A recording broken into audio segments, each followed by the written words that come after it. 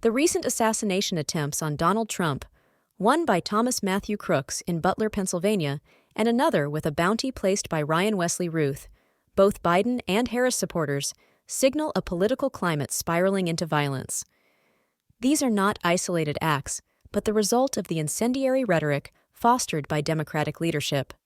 Let's dive into how this rhetoric has incited violence and why the narrative is suspiciously shifting.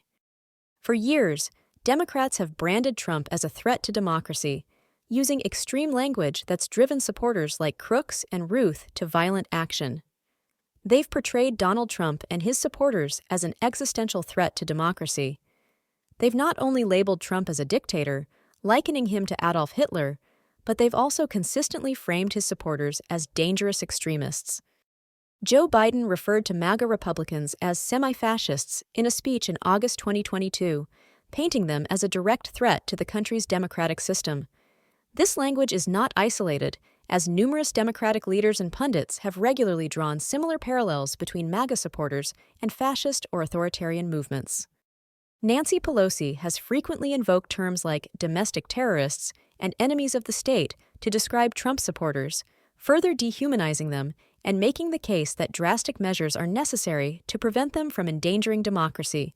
Never mind the Black Lives Matter movement that caused $2 billion in damages nationwide and Antifa's Capitol Hill Autonomous Zone in Seattle. The comparison to Nazi Germany is common in these discussions, with figures like former CIA Director Michael Hayden even suggesting that MAGA ideology mirrors that of the Nazi Party. These inflammatory statements aren't just political, they've led to documented harassment and violence against Trump supporters and officials. When leaders fuel hostility, acts like these assassination attempts follow. Following these attempts, intelligence agencies now claim Iran poses the real threat to Trump's life. But why shift focus to a foreign adversary when two Americans have already acted?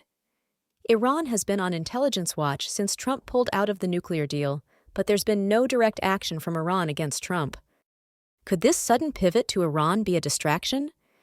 With military recruitment hitting record lows, is this narrative shift an attempt to rally support for foreign intervention, diverting attention from the domestic violence sparked by the Democrats' rhetoric? The CIA has a history of shaping public narratives to suit political ends. Consider these key examples. 1. Operation Mockingbird.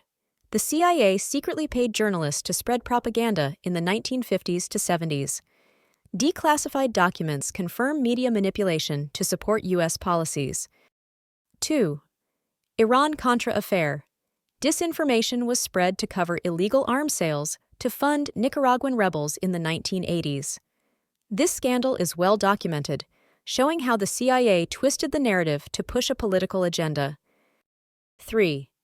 Post-9/11 intelligence failures. Faulty intelligence about weapons of mass destruction was used to justify the Iraq invasion. The Senate confirmed flawed intelligence led to one of the most controversial wars in U.S. history. Given this history, could the focus on Iran be another manipulation? The timing is suspicious, conveniently diverting attention from the radical domestic violence driven by Democratic leaders. The CIA's actions aren't limited to foreign threats. They've infiltrated domestic movements and conducted surveillance under the guise of national security. 1. COINTELPRO. The FBI and CIA infiltrated civil rights and anti-war movements, labeling them as threats. Documents confirm the disruption of these movements, often through illegal means. 2. Post-9/11 surveillance. Widespread domestic surveillance was exposed by Edward Snowden in 2013. Snowden confirmed the mass collection of data on millions of Americans without their knowledge. 3. Social media manipulation. Intelligence agencies have influenced platforms like Facebook and Twitter to censor viewpoints. Multiple whistleblowers have exposed this governmental pressure to control political discourse. With this power to shape narratives and control perception, could the current unrest be used to justify more surveillance and crackdowns on dissent?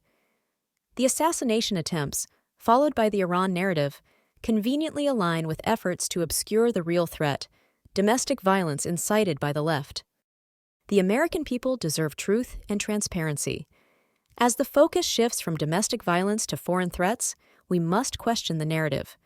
Is this just another case of manipulation to cover up the radicalization and violence stemming from Democratic leaders? Stay vigilant, question the official story, and demand accountability.